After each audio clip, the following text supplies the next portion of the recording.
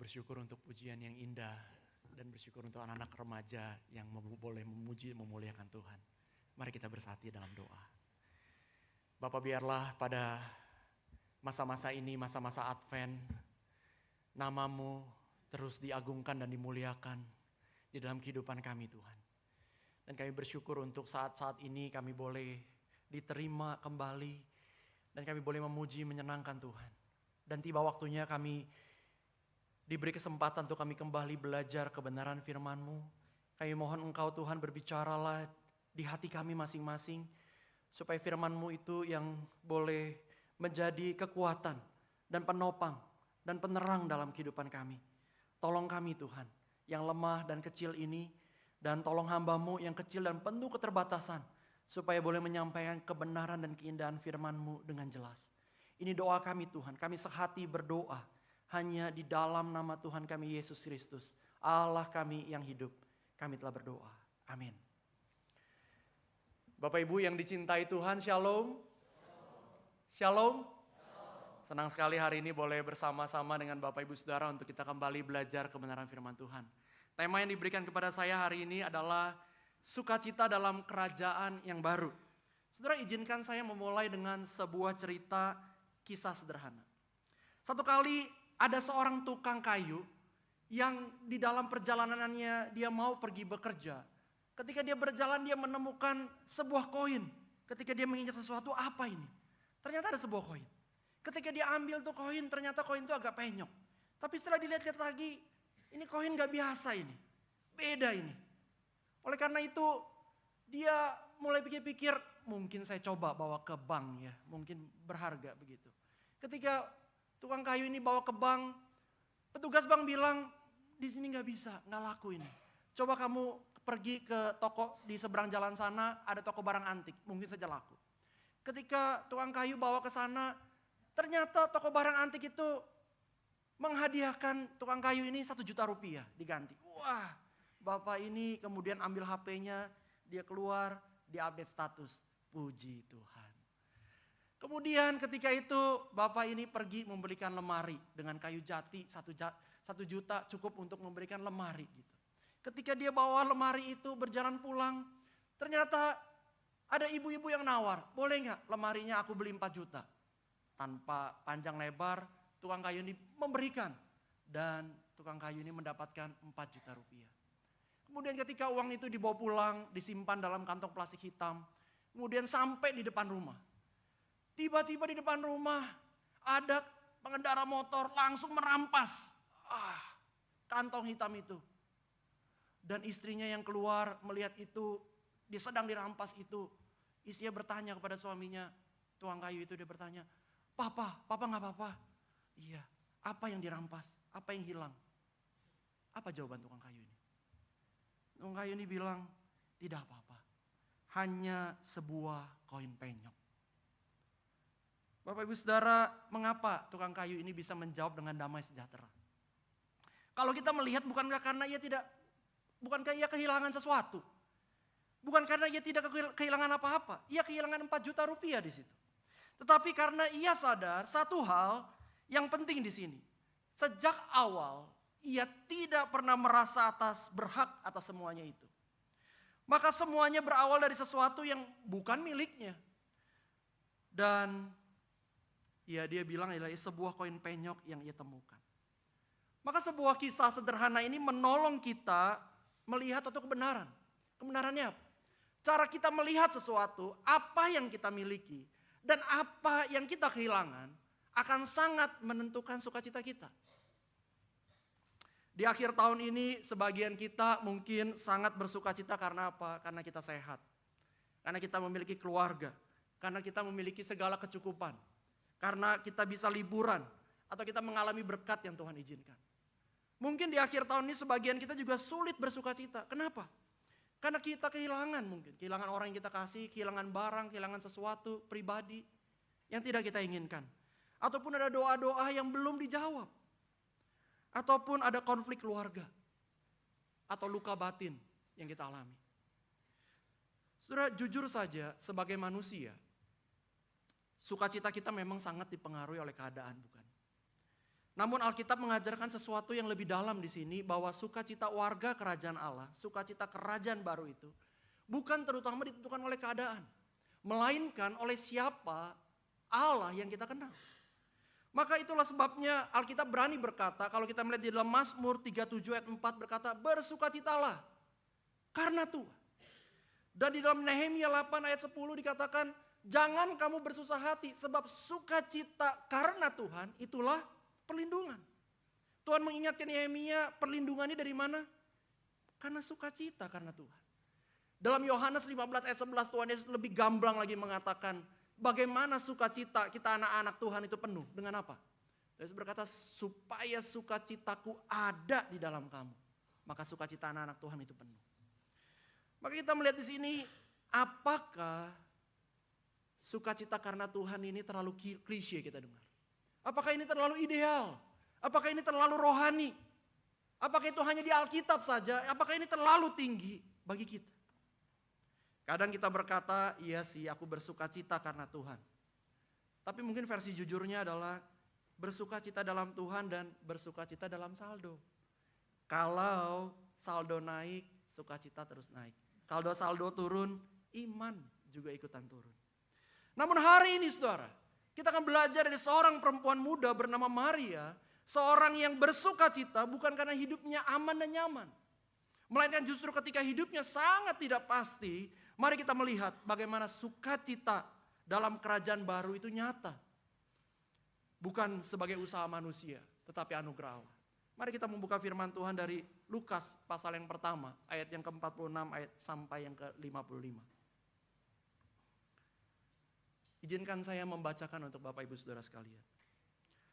Lalu kata Maria, jiwaku memuliakan Tuhan.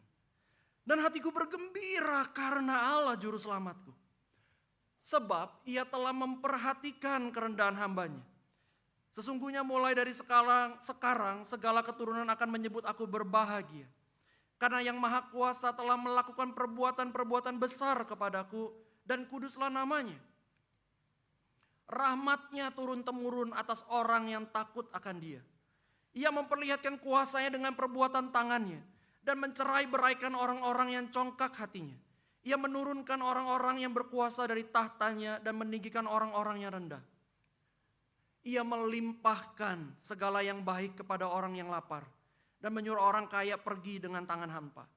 Ia menolong Israel hambanya karena ia mengingat rahmatnya. Seperti yang dijanjikannya kepada nenek moyang kita, kepada Abraham dan keturunannya untuk selama-lamanya. Amin.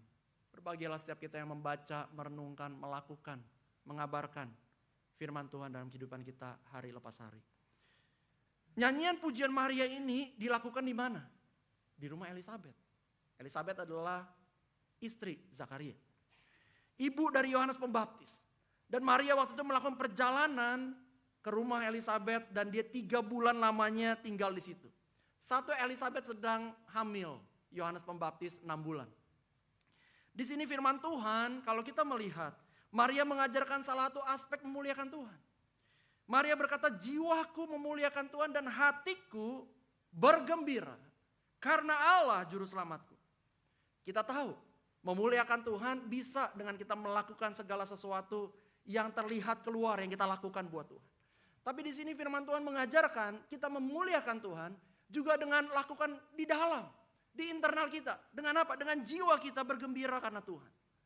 Hal ini senada dengan John Piper, salah satu teolog yang sangat terkenal berkata, God is most glorified when you most satisfied in Him. Allah sangat-sangat dimuliakan ketika kita anak-anak Tuhan sangat-sangat puas dengan Tuhan. Saudaraku, Maria sangat bergembira karena Allah di sini. Kata Yunani bergembira adalah egaliasen dengan kata dasar agaliao, itu menunjukkan sebuah sukacita yang sangat besar. Sukacita yang meluap-luap dan bersifat ekspresif di sini. Sukacita yang meledak keluar karena kekaguman yang mendalam akan Tuhan. Bukan sekedar senang, happenings karena keadaan. Tetapi di sini ada joy, ada kegirangan yang meluap pada Tuhan. Saudara, ketika Maria memuji Tuhan, di sini kita melihat ia tidak sedang berada dalam situasi yang tenang. Sebaliknya secara manusiawi kita melihat ia sangat mungkin berada dalam kebingungan dan ketidakpastian.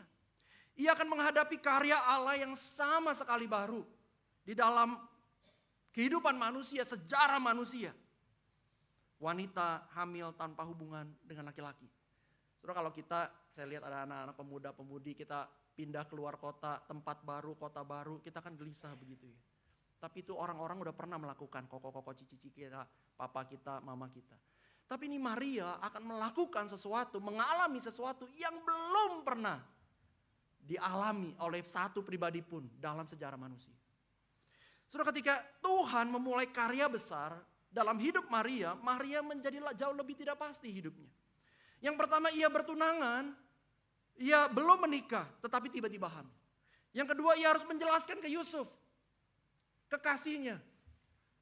Dan bagaimana kalau Yusuf tidak percaya? Maria tentu saja bisa diceraikan dan itu aib sosial. Dan kita tahu dalam perjanjian lama hukumannya adalah mati, dirajam batu sampai mati. Dan kita tahu zaman Maria hidup itu adalah bangsa Israel sedang dijajah oleh Romawi yang sangat keras waktu itu. Dan nantinya kita tahu Maria akan melakukan perjalanan berat ke Bethlehem saat hamil tua. Saudaraku, ini tidak mudah.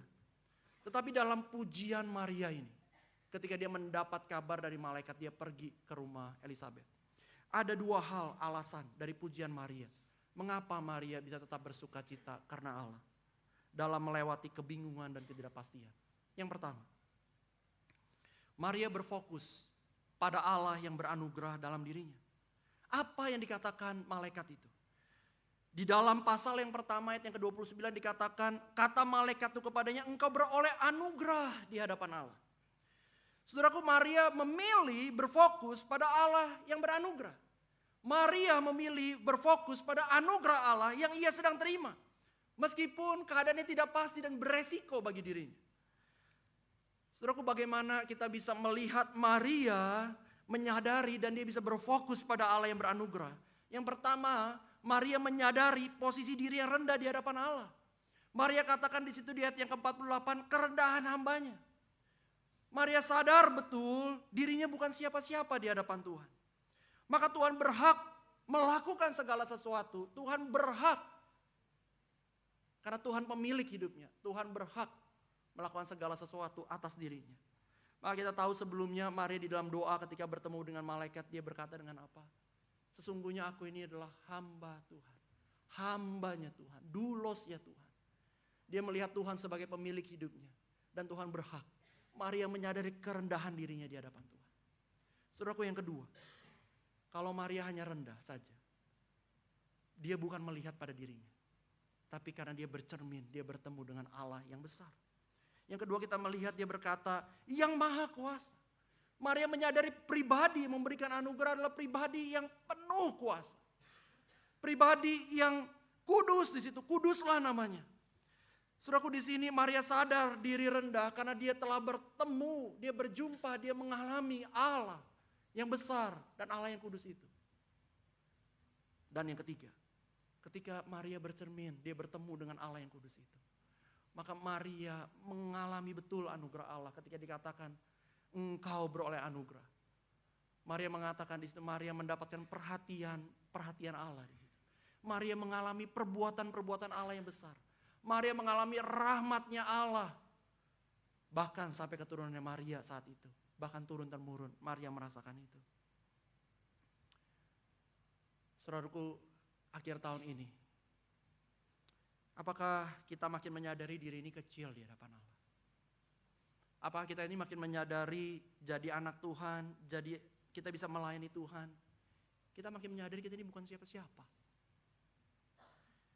Bapak Ibu Saudara, kejatuhan anak-anak Tuhan, saya melihat adalah ketika kita anak-anak Tuhan mulai merasa diri ini layak dikasih Tuhan. Diri ini layak mendapatkan hal yang baik di mata Tuhan. Diri ini layak melayani Tuhan. Layak dipuji Tuhan.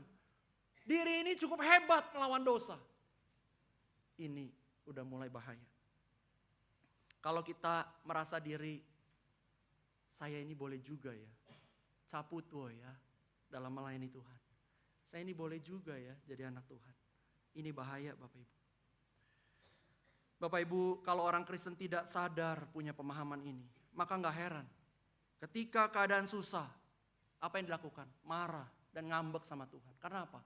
Merasa diri layak sama Tuhan. Merasa diri layak dikasih Tuhan. Merasa diri layak diberkati Tuhan. Ketika pelayanan gak dapat pujian, bisa kecewa dan off pelayanan. Kenapa? Merasa diri oke. Merasa diri layak di hadapan Tuhan.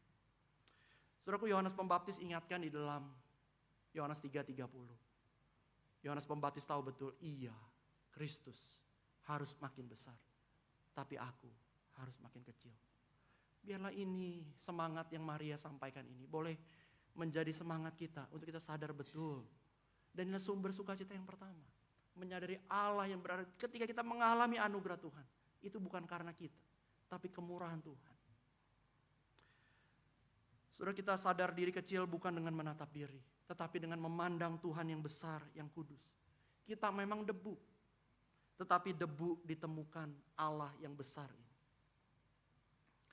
Saudaraku, saya sangat terberkati ketika saya persiapan renungan firman Tuhan ini. Saya sadar pelayanan bisa kehilangan sukacita. Saya menyadari ada kalanya ketika saya berkhotbah, merenungkan firman Tuhan, tidak ada yang memuji. Rasanya saya merasa si A kok lebih dikasihi ya daripada saya ya. Kok si B kayaknya lebih dipakai Tuhan ya, lebih hebat ya dari saya ya. Rasanya ketika tidak ada yang memuji, saya mulai merasa diri tanpa sadar, aku ini memang kurang bagus ya. Atau ketika berkhotbah ada yang memuji, saya merasa, aku ini boleh juga ya, tanpa sadar itu. Dan saya menyadari sukacita saya diberi makan dari pencapaian pelayanan saya dan apresiasi orang. Bapak Ibu Saudara, tatkala saya tidak menerima, maka sukacita saya habis. Namun melalui firman Tuhan ini, ketika saya merenungkan di akhir tahun ini, saya merasa seperti Tuhan berbicara dalam hati saya. Tuhan berkata, ayo Des, kembali bersukacita karena aku. Aku yang melayakkan dan memberikan anugerah kepadamu dengan cuma-cuma. Dan aku juga yang mengangkatmu sebagai anak. Dan bahkan mengangkatmu jadi pelayan. Bapak Ibu Saudara, saya gak tahu apa yang menjadi sumber sukacita Bapak Ibu saat ini. Tapi kalau kita tidak mendapatkannya, maka kita perlu mengecek. Apakah kita sudah melupakan dasar sukacita kita? Kita ini orang kecil. Tapi bertemu dengan Allah yang besar. Dan Allah beranugerah pada kita. Ketika saya mempersiapkan ini, saya teringat sebuah pujian yang sedang dimainkan ini. Lagu Who Am I ya.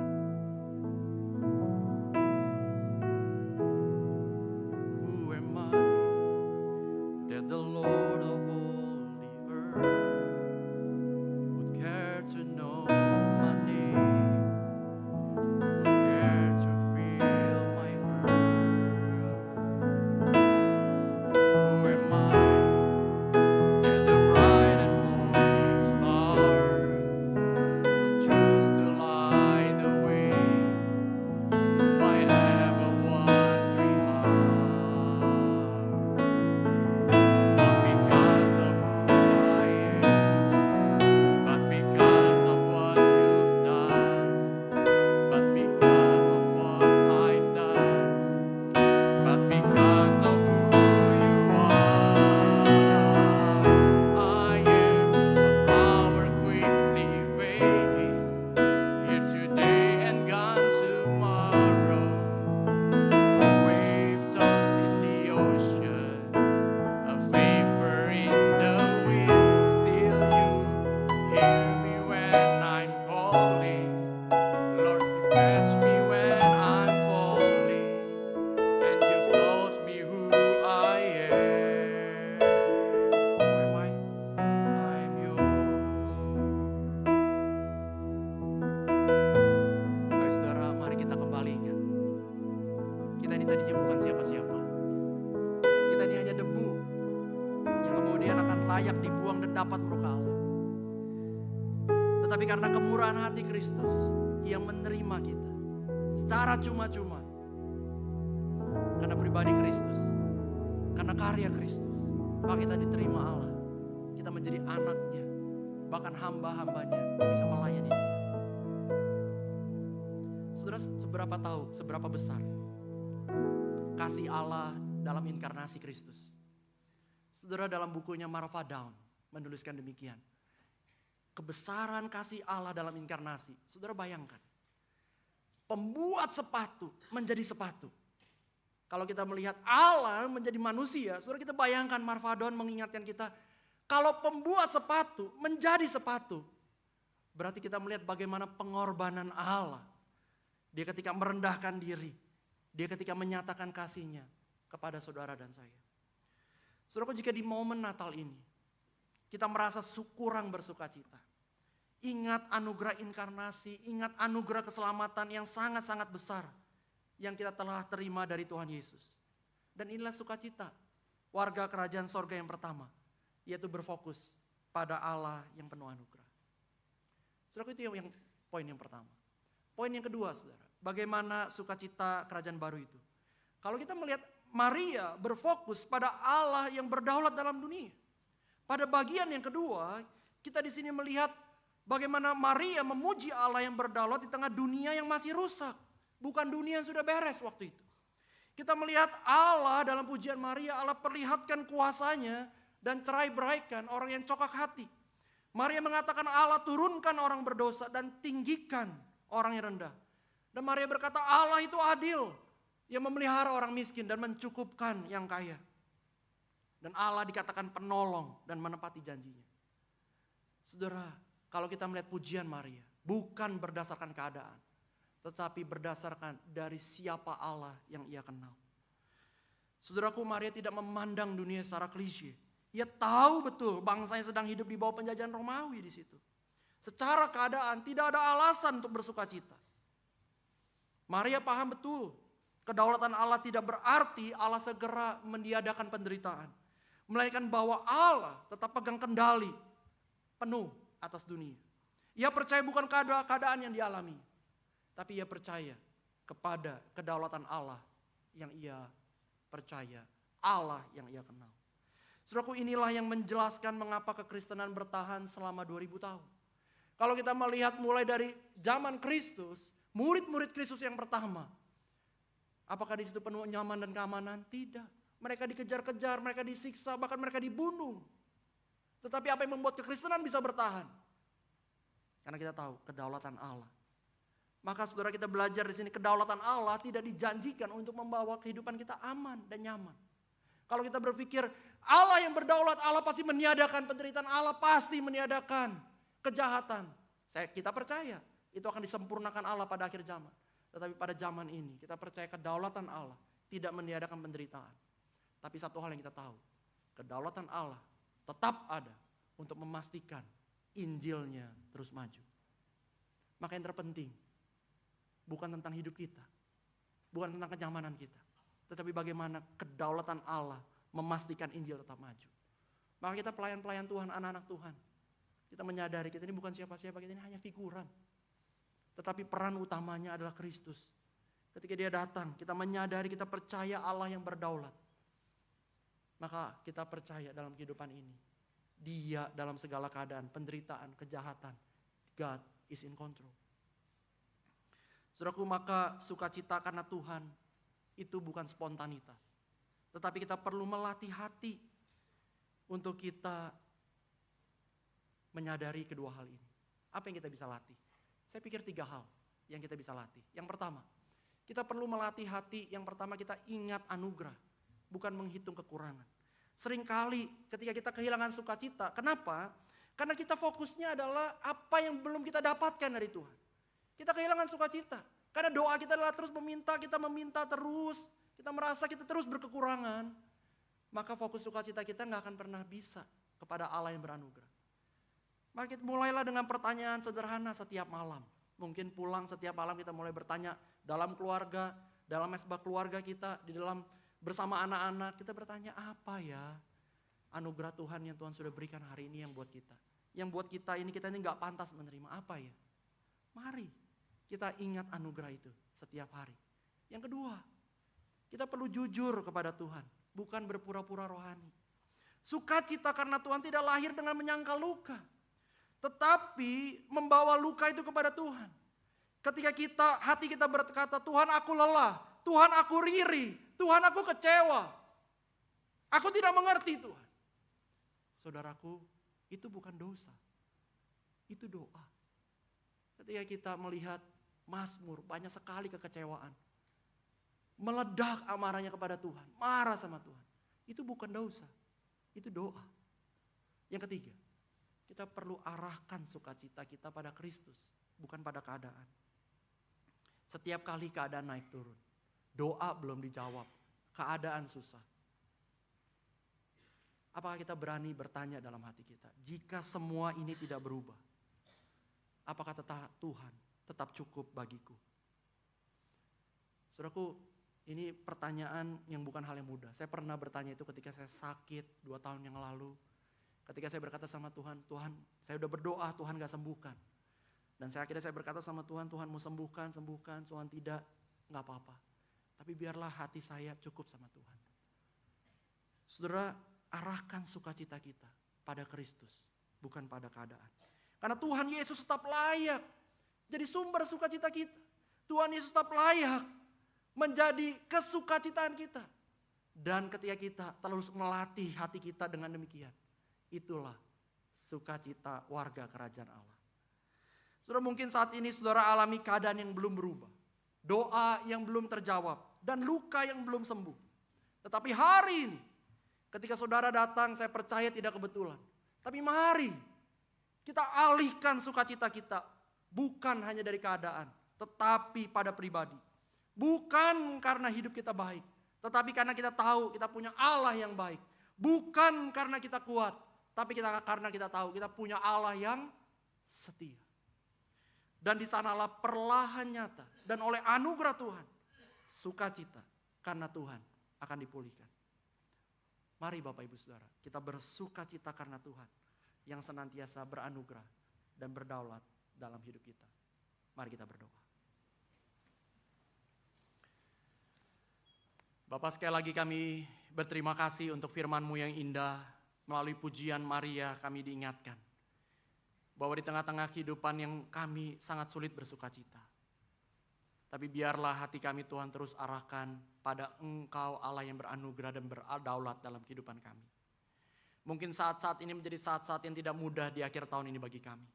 Mungkin kami yang sedang bergumul dalam sakit. Kami yang sedang bergumul dalam usaha kami. Kami yang bergumul tentang masa depan kami yang tidak jelas ke depan. Kami yang bergumul bagaimana dengan kuliah, studi kami, sekolah kami. Kami yang bergumul dengan doa-doa yang belum terjawab, pasangan hidup, anak yang kami rindukan. Ataupun konflik yang kami sedang hadapi. Tuhan tolong kami. Ajarkan kami untuk kami melihat semuanya dari kacamata Engkau. Allah yang beranugerah dan berdaulat.